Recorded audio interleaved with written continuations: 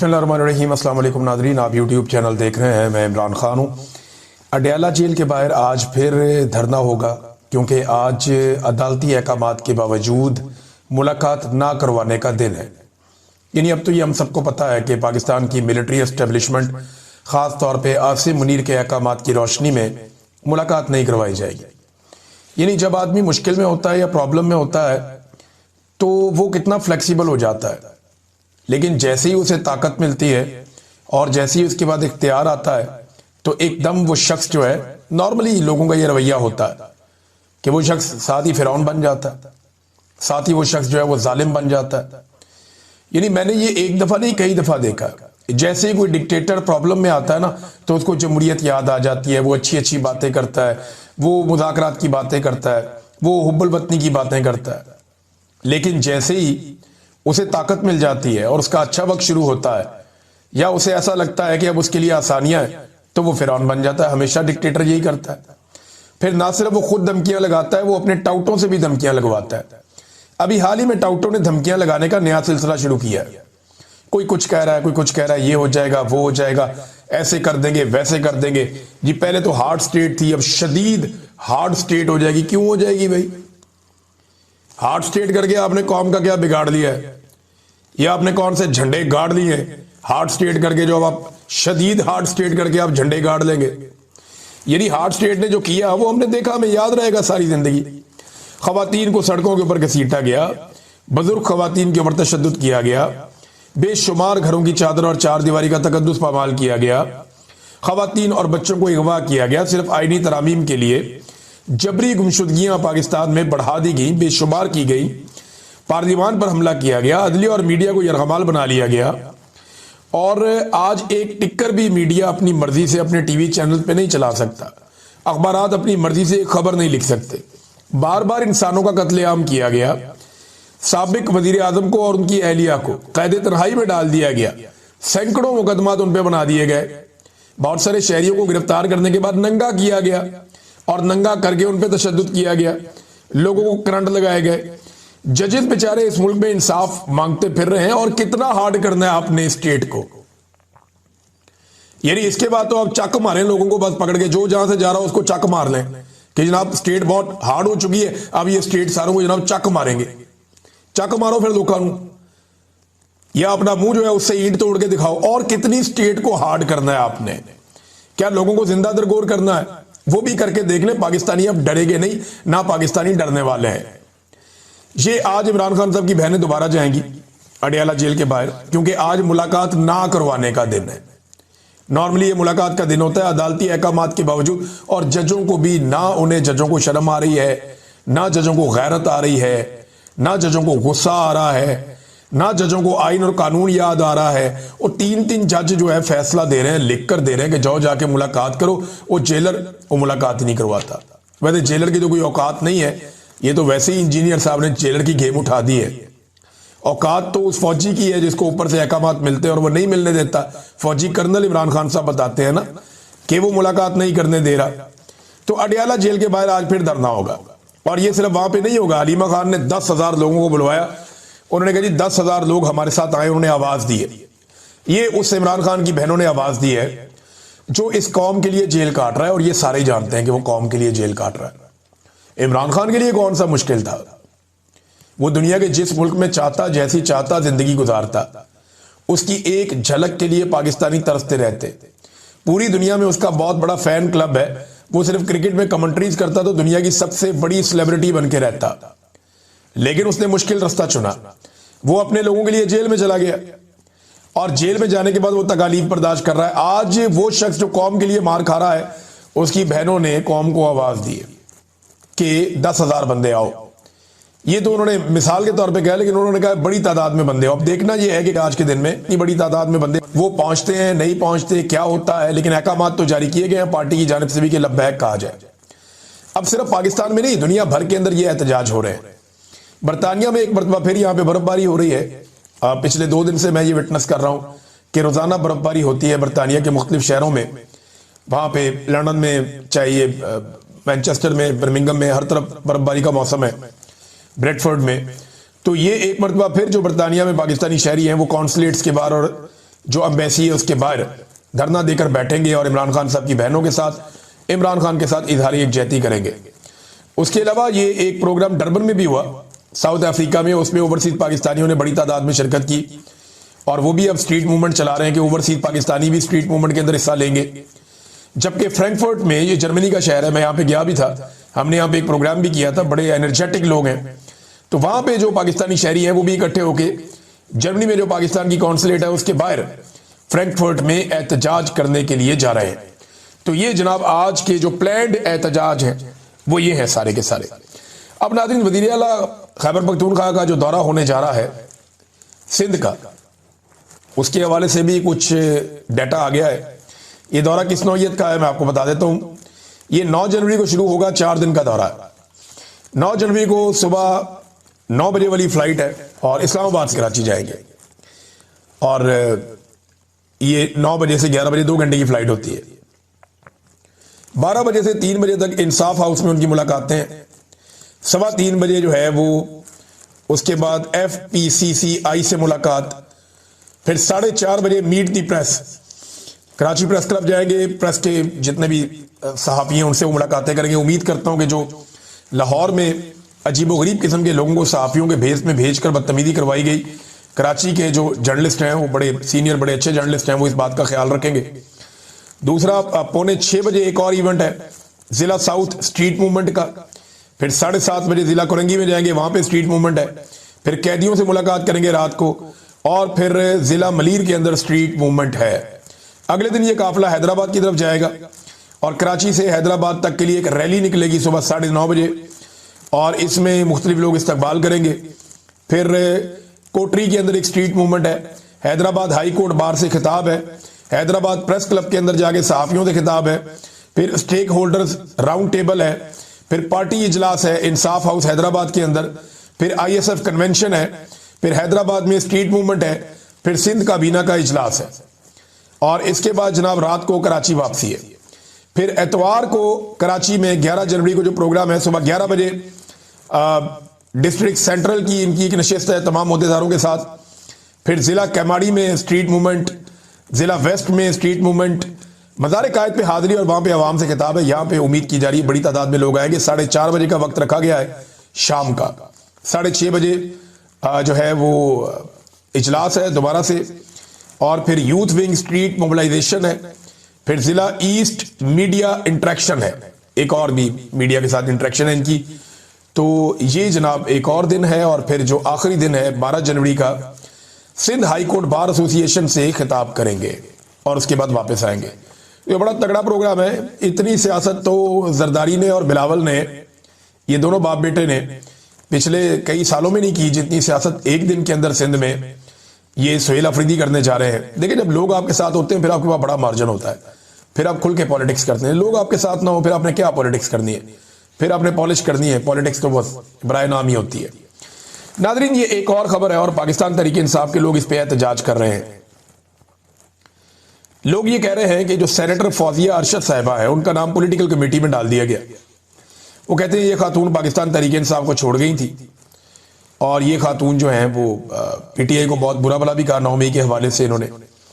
तो अब ये खातून का नाम क्यों डाल दिया गया पॉलिटिकल कमेटी में और ये फैसले क्यों करेंगी ये जो बल्दियाती इलेक्शन होने जा रहा है इसके हवाले से। अच्छा, अभी कंफर्मेशन तो मेरे पास नहीं है, लेकिन मैंने ये बहुत सारी जगहों पे पढ़ा, सोशल मीडिया पे लोग एहतजाज कर रहे हैं। अब देखिए ना, ये मैं ये नहीं कह रहा कि इनको लगाएं या ना लगाएं, वो पार्टी का अपना इनका फैसला, लगाना लगाएं, नहीं लगाना ना लगाएं। लेकिन मैं एक चीज पे गौर करता हूं कि अगर जरदारी या नवाज शरीफ कोई फैसला करे ना किसी बंदे या बंदी के बारे में, अपनी पार्टी का ओहदा, हुकूमत का ओहदा, कुछ भी, तो कोई तनकीद नहीं होती, उन पे पूछते ही कोई नहीं है, क्योंकि उन्होंने अपनी पॉलिटिकल पार्टीज में ना तो शाऊर दिया और ना ही आजादी दी, ना सियासी शाऊर ना सियासी आजादी, जो दिल करता है करो। PTI में कम से कम यह कि लोग सवाल पूछते हैं, इसको क्यों लगाया, उसको क्यों लगाया। PTI के लोग उस्मान बुज़दार पे तनकीद करते रहे और खुलकर करते रहे और बहुत देर तक करते रहे, और इमरान खान साहब को बड़ी मुखालफत का सामना करना पड़ा उस्मान बुज़दार वाले फैसले पे, गंडापुर वाले फैसले पे। हालांकि गंडापुर का फैसला बहुत अच्छा था, लेकिन गंडापुर साहब कॉम्प्रोमाइज हो गए, या उन्होंने एक नया तरीका सोच लिया कि मैं ये वाले तरीके से करूंगा चीजें तो ठीक हो जाएंगी। इमरान खान साहब के बजाय उन्होंने सोचा कि वो ज्यादा बेहतर सोच सकते हैं, ज्यादा अच्छे आइडियाज हैं उनके पास, वो इमरान खान को समझना शुरू हो गए थे कि शायद इमरान खान की सोच में कोई कमी है और मैं इमरान खान को खुद बाहर निकालूंगा, तो वो हो नहीं पाया, उनसे हो नहीं पाया। उसके बाद लोगों ने जो उनके साथ किया वो सबने देखा। तो बहरहाल ये अब सेनेटर फौजिया अरशद साहिबा जो है, इनके हवाले से पीटीआई के लोग जो है वो बुरा मना रहे थे कि ये नहीं होना चाहिए। और इसके बाद नाजरीन मैं आपको एक चीज और बताता हूं। देखिए ना, इमरान खान को इन्होंने मार मार के वो बना दिया जो कोई भी लीडर आज तक नहीं बन सका। लम्स के एक तारीखदान है उस्मान काजमी साहब, वो ये लिखते हैं कि पाकिस्तान में जो मॉरल सॉवरन थे ना पहले, वो पाकिस्तान के इदारे थे। यानी ये इदारों फैसला करते थे कौन मुहिब्बे वतन है, कौन गद्दार है, कौन क्या। यानी वो इदारों का एक क्राइटेरिया था कि जनाब इनका क्राइटेरिया सेट। अब वो नहीं है, अब इमरान खान है मॉरल सॉवरन पाकिस्तान का, अब इमरान खान है।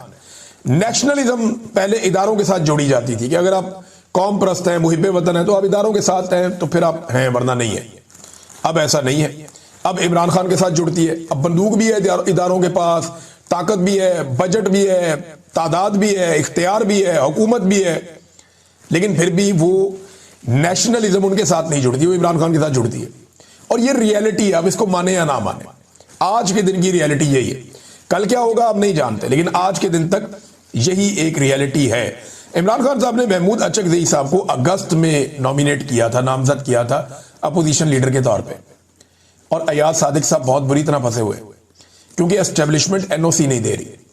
ये हुकूमत एक भी बंदे की तैनाती नहीं कर सकती जब तक कि आसिम मुनीर साहब या उनके जर्नैल या उनकी जो टीम है वो एनओसी ना दे, तब तक कोई भी अहम बंदा अपॉइंट नहीं हो सकता। ये हुकूमत इतनी मजबूर है।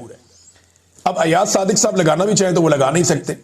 ये एक ऐसी एग्जाम्पल बन रही है कि कल को इन लोगों ने अपोजिशन में आना है, और अगर इमरान खान इनका अपोजिशन लीडर ही ना लगाए तो फिर ये कहां जाएंगे। तो ये ऐसी मिसालें खुद कायम कर रहे हैं जो आइंदा इनके लिए मुश्किलात पैदा करेंगी, और आइंदा अगर इनके साथ ऐसा कुछ होगा तो इनके पास फिर कोई जवाब या कोई सवाल नहीं होगा जो ये कर सके। जैसा कि आज सोहराब बरकत के साथ हो रहा है, पूरे मीडिया को आवाज उठानी चाहिए, वरना बारी बारी सबकी बारी, कल आप उठाए जाएंगे। जब आप उठाए जाएंगे तो फिर आप किस मुंह से कहेंगे कि मेरे लिए आवाज उठाओ, अगर आज आप सोहराब बरकत के लिए आवाज नहीं उठा रहे तो। हमने आवाज उठाई थी हमेशा, चाहे जुल्म हुआ मुतीउल्लाह जान के साथ, चाहे अफसार आलम के साथ, चाहे हामिद मीर के साथ, चाहे जुल्म हुआ असतूर साहब का, हमने सबके लिए आवाज उठाई थी और जोर लगाया था, इख्तलाफात के बावजूद लगाया था। लेकिन आज सोहराब बरकत को ऐसा लगता है कि वो अकेलेपन का शिकार करते जा रहे हैं, पूरा पाकिस्तान उसके लिए आवाज उठा रहा है, लेकिन मीडिया को जो करना चाहिए मीडिया ने उस तरह आवाज नहीं उठाई।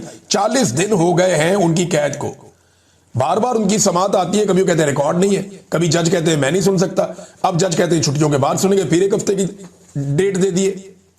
भाई एक जर्नलिस्ट आपने पकड़ा है, वो एक बैनुल अक़वामी कॉन्फ्रेंस में जा रहा था, ये क्या तरीका है, ये कौन सी इंसानियत है। बहरहाल ये जुल्म की इंतहा है और ये एक के बाद एक इंतहा क्रॉस करते चले जा रहे हैं। नाज़रीन, पंजाब में ना मौलवियों का इम्तिहान शुरू हो गया, ये बड़ा इंटरेस्टिंग इम्तिहान है। पंजाब हुकूमत ने रियासत मुखालिफ बयान देने वाले उलमा के खिलाफ कार्रवाई का फैसला किया है। एजाजिया बंद कर देंगे, जो पैसे वैसे जो वजीफा उनको मिलता है वो बंद हो जाएगा। अब मौलवियों का इम्तिहान है। देखिए, एक तो रियासत के बारे में समझ लें कि आइन का आर्टिकल 8 निकाल के आप पढ़ लें, आपको पता चल जाएगा रियासत क्या होती है।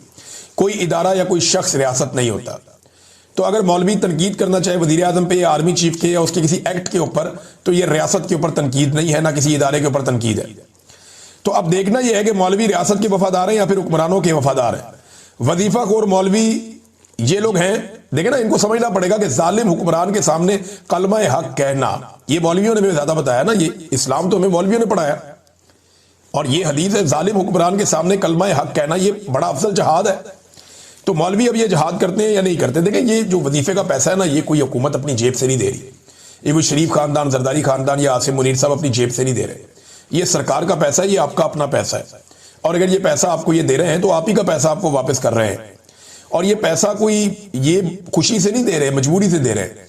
मुरीदके में जब इन्होंने कत्लेआम किया तो मामला दबाने के लिए ये कड़वा घूंट इन्होंने इनको पीना पड़ा, और इस पैसे की आदत डालकर ये मौलवियों को कंट्रोल करना चाहते हैं। तो मुरीदके में इन्होंने कत्लेआम कर दिया ना, इनको शक था कि बड़ा रोला पड़ जाएगा, इनको मौलवी काबू करो। कभी मस्जिदें बंद, मदरसे बंद कर रहे हैं, कभी इधर भाग रहे हैं, कभी उधर भाग रहे हैं, कभी उस मौलवी के पास भाग रहे हैं, कभी गिरफ्तारियां कर रहे हैं। फिर उन्होंने कहा जी हम मौलवियों को पैसे देंगे ताकि मौलवी हमारे गुन गाएं। अब वो कह रहे हैं जनाब जो मौलवी हमारे गुण नहीं गाएगा हम उसका वजीफा बंद कर देंगे। अब ये मौलवियों का इम्तिहान है उलमा इकराम का कि वो जालिम हुक्मरान के सामने कलमा हक बयान करते हैं या नहीं करते। नाज़रीन, इस्लामाबाद में आज तक कभी इतने दरख्त नहीं कटे जितने इस दौर में कट गए। पूरी इस्लामाबाद की तारीख उठा लें, कभी इतने दरख्त नहीं कटे जितने इस दौर में इस्लामाबाद में दरख्त कट गए। इन्होंने इस्लामाबाद को गंजा करके रख दिया। रोजाना की बुनियाद पे कोई ना कोई सहाफी, कोई ना कोई एक्टिविस्ट वो किसी और एक जगह से बता रहा होता है कि यहां पे भी दरख्त काट दिए, ये भी एरिया गंजा हो गया। हत्ता कि जो लोग इस हुकूमत की मदह सराही करते हैं वो लोग भी वीडियो और तस्वीरें डाल डाल के बता रहे हैं कि जनाब ये दरख्त इन्होंने काट काट के इस्लामाबाद को गंजा कर दिया। अच्छा, यही हुक्मरान जब लाहौर में थे ना, पंजाब में थे, इन्होंने पंजाब को भी गंजा कर दिया था। लाहौर के सारे दरख्त इन्होंने सिक्योरिटी और डेवलपमेंट के नाम के ऊपर काट दिए थे, बेशुमार इन्होंने कटाई की थी लाहौर में। अब इसी तरह ये इस्लामाबाद के अंदर धड़ाधड़ कटाइयां कर रहे हैं और इनकी अपनी तारीफें करने वाले, इनके अपने मदासरा जो इस्लामाबाद के रहने वाले हैं वो बुलबुला उठे, जो इन्होंने इस्लामाबाद की हालत कर दी है। नादरीन, ये एक और खबर है और ये ईरान के हवाले से। देखिए, ईरान के बारे में ना दो तरह की खबरें आपके पास आ रही हैं। एक जो ईरान के हमायती लोग हैं वो कह रहे हैं ईरान में कुछ भी नहीं हो रहा, कुछ चक्कर ही कोई नहीं है, ईरान की हुकूमत बहुत मजबूत है, बहुत ताकतवर है, उनकी फौज बहुत ताकतवर है, कोई वहां पे रिजीम चेंज नहीं कर सकता। वो पूरा एक नैरेटिव उनके पास है। दूसरी तरफ एक अजीब पागलपन मैं देख रहा हूं, वो वेस्ट का जो मीडिया उसका वो ये साबित करने में तुले हुए जी ईरान तो आखिरी दमों पे है, वो तो आखिरी सांसें ले रहा है, वो तो बर्बादी हो गई, बिल्कुल उनके पल्ले ही कुछ नहीं बचा। बल्कि खबरें ये भी चला दी गई कि खामनेई जो है वो भाग के रूस चला जाएगा और उनका खामनेई का भागने का पूरा रूट भी प्लान कर लिया गया कि किस तरीके से भाग के उन्होंने रूस पहुंचना है, जैसे बशार पहुंच गया था। तो देखें, ये दोनों तरफ की इंतहाएं। ये बात एक हकीकत है कि ईरान की जो हुकूमत है वो कमजोर हुकूमत नहीं है, ये बात सबको समझनी पड़ेगी। दूसरी बात यह है कि ईरान के अंदर उतर के कोई कार्रवाई करना यह भी आसान नहीं है। लेकिन तीसरी एक हकीकत और भी है कि इस हुकूमत को पहली मरतबा अवामी रद्द-ए-अमल का इस तरीके से सामना करना पड़ रहा है जिस तरीके से पहले नहीं करना पड़ा। यह बेशक एक आगाज हो सकता है एहतजाज का या किसी तहरीक का एक आगाज हो सकता है, लेकिन ये ईरान का या वहां की जो सरकार है उसका अंजाम आप इसको नहीं कह सकते। लेकिन ख्वाहिशात है, आप जितनी मर्जी बढ़ा लें, अमेरिका इसको एक जो है वो उसके तौर पर ले रहा है। अमेरिका इसको ऐसे ले रहा है जैसे ये एक अपॉर्चुनिटी है। हाँ, अगर अमेरिका इस लड़ाई में कूद पड़ता है और कोई खौफनाक हमला कर देता है, ईरान के साथ कोई जंग में उतर जाता है, तो फिर सिचुएशन कुछ भी हो सकती है। फिर हम कुछ नहीं कह सकते क्योंकि उस पागलपन के माहौल में क्या होगा, कैसे होगा, कोई नहीं जानता। सद्दाम भी एक दौर में बहुत तगड़ा था इराक के अंदर, लेकिन फिर जो उसके साथ हुआ, यानी चंद महीनों की लड़ाई के बाद जो सूरत हाल बनी, वो आज भी हम सबको याद है। नादरीन, जो वेनेजुएला का सदर है मादुरो, उसका स्टेटमेंट अब सामने आया। नंबर एक तो यह है कि अक़वाम मुत्तहिदा ने कहा कि वेनेजुएला पर अमरीकी कार्रवाई बैनुल-अक़वामी कवानीन की संगीन खिलाफ वर्जी है। चलो, कम से कम अक़वाम मुत्तहिदा ने इस पर बात की और उन्होंने कहा जी कि ये इजलास बुलाया गया अमरीका की फौजी कार्रवाई के बारे में, सलामती कौंसिल का इजलास था। उन्होंने कहा जी कि ये अक़वाम मुत्तहिदा के चार्टर की पासदारी नहीं की गई। अच्छा, ये मुतालबा किसी ने, मुझे यहाँ पढ़ा नहीं मैंने कि अक़वाम मुत्तहिदा ने यह मुतालबा किया हो कि मादुरो को वापस उसके वतन में भेजा जाए, ऐसी कोई चीज़ नहीं है। हाँ, लेकिन उन्होंने कहा कि अमेरिका ने हमला करके अक़वाम मुत्तहिदा के बुनियादी उसूलों को नज़रअंदाज किया, जिनमें रियासत की खुद मुख्तारी, सियासी आज़ादी और सरहदी सालमियत शामिल है। अच्छा, इसमें ना कुछ और बातें भी उठाई जा रही हैं। एक बात यह बताई जा रही है कि डोनाल्ड ट्रंप को और जो वाशिंगटन है इसको गुस्सा इस बात का था, व्हाइट हाउस को, कि मादुरो डांस करता था। मादुरो कुछ गाना था एक जिसमें वो no war peace peace yes peace, no to war yes to peace, कि जनाब अमन होना चाहिए, जंग नहीं होनी चाहिए, इस किस्म के। तो मादुरो भी डांस करता था, उसकी वाइफ भी डांस करती थी और वो तंज करते थे डोनाल्ड ट्रंप की धमकियों और वार्निंग्स के बावजूद। अब वो डोनाल्ड ट्रंप बार बार, और कह रहे इस गुस्से के अंदर आके ये अमेरिका ने सख्त कदम उठाया और ये एक वजह बन गई। ये बैनुल-अक़वामी मीडिया के अंदर ये रिपोर्ट हुआ है कि जनाब ये जो कुछ भी किया और मादुरो ने जो डांस किया, नो वार यस पीस, ये नगमा था, इसके ऊपर मुक्के लहराते हुए रक्स करते, इनकी एहलिया भी इनका साथ देती। तो वो ये कहते हैं कि इस किस्म की हरकतों से गुस्सा आया। देखिए, अगर ऐसी हरकत किम जोंग उन करे, जो शुमाली कोरिया का सदर है, तो क्या उसको उठा सकता है कोई? फर्ज करें यही हरकत अगर प्यूटन करे तो चिढ़ा तो वो भी रहा होगा, तो क्या उसको कोई उठा सकता है? यही हरकत अगर कोई और मुल्क कर दे, ताकतवर मुल्क कर दे, तो उसको उठाना बहुत मुश्किल हो जाएगा। वहां पे वो नहीं, देखिए गुस्सा हमेशा मारे ही आता है, जो कमजोर होता है ना वो उसको दबाने का मजा ही और होता है। उसके ऊपर गुस्सा आ जाता है। यही बात मैंने अपने वीलॉग के शुरू में की थी कि आसिम मुनीर साहब का गुस्सा बहुत कंट्रोल था जब तक कि उन्हें एक्सटेंशन नहीं मिली थी। जैसे ही उन्हें एक्सटेंशन मिली, आप देखें DGISPR ने आके कुत्ता भी कह दिया, कैसे टका के उन्होंने लड़ाई की है और उनके मुंह से झाग निकल रही थी गुस्से में। ये गुस्सा एक हफ्ता पहले तक, 2 हफ्ते पहले तक नहीं था। जब एक्सटेंशन मिल गई तो एकदम ताकत आ गई ना। तो कमजोर के ऊपर गुस्सा वैसे ही बहुत आता है ताकतवरों को। तो अक़वाम मुत्तहिदा का स्टेटमेंट भी आ गया, उसके बेटे का स्टेटमेंट भी आया मादुरो के। मादुरो का जो बेटा है, मादुरो ने तो अदालत में खड़े होकर कहा कि जनाब मैं इस फर्द जुर्म को नहीं मानता। साफ कहा मादुरो ने, मुझे अगवा किया गया है, मैं अब भी वेनेजुएला का सदर हूं। मादुरो अमरीकी अदालत के अंदर आकर खड़ा हो गया और वहां पे आके उसने कहा कि इल्जामात मैं तस्लीम नहीं करता, मुझे अगवा करके लाया गया, मैं सदर हूं एक मुल्क का। और ये जो तस्वीर आई उसको लेकर आने की अदालत में हेलीकॉप्टर के जरिए लाया गया, फिर उसको और उसकी वाइफ को उतार के अदालत के अंदर पेश किया गया। अदालत ने लंबी तारीख दी है ताकि कोई रोला शोला आए तो मुक जाए। 17 मार्च को दोबारा तलब किया, यानी लगभग 2.25 महीने के बाद अब दोबारा पेशी होगी, 2.5 महीने के बाद। तब तक काफी पुलों के नीचे से पानी निकल गया होगा। तो जनाब ये मादुरो का स्टेटमेंट है, उसके बेटे ने भी एक स्टेटमेंट दिया मादुरो के, और मादुरो के जो बेटे का स्टेटमेंट है उसने अपनी पार्लियामेंट में खड़े होकर, असेंबली में, नेशनल असेंबली जो उनकी है, वहां पे खड़े होकर कहा कि पापा आपने हम सबको मजबूत बनाया है, जब तक आप वापस ना आए हम अपना फर्ज निभा रहे हैं, पापा वेनेजुएला महफूज हाथों में है। ये निकोलस मादुरो के बेटे ने ये खिताब किया है, चंगे महफूज हाथों में है, पापा कोई चुप के ले गए अगले। यानी ये ना इक्तदार और हराम का पैसा जो है ना, क्या बेड़ा गर्क करता है। वो बेटे ये जो मेंबरशिप है ये खैबर पख्तूनख्वा से निकलकर बलूचिस्तान, सिंध और पंजाब में फैलेगी, और ये 1-1.5-2 माह की बात है मैक्सिमम। अगर ये 2 माह लग के तैयारी कर लें और मेंबरशिप करें और डाटा इकट्ठा करें तो मेरे ख्याल में ये लाखों नौजवानों को इसके साथ जोड़ सकते हैं, और ये चीज पाकिस्तान की एस्टेब्लिशमेंट के लिए मुसीबत डालेगी। लेकिन ना इमरान खान साहब इंतजार कर रहे हैं और वो ये फैसला कर चुके हैं। इमरान खान ने अभी तक जितनी भी प्रेडिक्शंस की हैं वो सारी ठीक साबित हुई। उन्होंने पहले बताया था कि मुझे जेल में डालेंगे, डाला। उन्होंने कहा नवाज शरीफ डील करके वापस आएगा, वापस आया। उन्होंने कहा केस खत्म होंगे, केस खत्म हुए। इमरान खान ने कहा कि ये इलेक्शन में धांधली करेंगे लेकिन मैं जीत जाऊंगा, और वो जीत गया। इमरान खान ने जो जो बात की वो बात वैसे ही साबित हुई, लेकिन मिलिट्री एस्टेब्लिशमेंट ने सारा कुछ कंट्रोल कर दिया। फाइनली इमरान खान साहब ने 2 चीजें कही हुई हैं कि ये मुझे आहिस्ता आहिस्ता मार देंगे। ये इमरान खान ने अपनी बहन को कहा कि ये आहिस्ता आहिस्ता मुझे मार देंगे। और दूसरा, इमरान खान ने एक और बात की थी कि फैसला अब सड़कों पे होगा, किसी और जगह फैसला हो नहीं सकता, क्योंकि जिन शराइत के ऊपर हुकूमत इमरान खान साहब से डील करना चाह रही है, इमरान खान साहब उन शराइत को मानने के लिए तैयार नहीं है। इमरान खान साहब की शराइत बड़ी सादा है।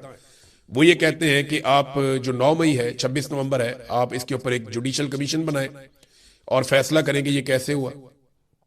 नंबर 2, इमरान खान साहब ये कहते हैं कि जो नया इलेक्शन है उसको अनाउंस किया जाए। पहले वो कहते थे कि जनाब हमारे उम्मीदवारों को हमारी सीटें वापस दी जाएं, लेकिन अब क्योंकि बहुत टाइम हो गया, वो ये कहते हैं कि नया इलेक्शन पाकिस्तान में करवाया जाए।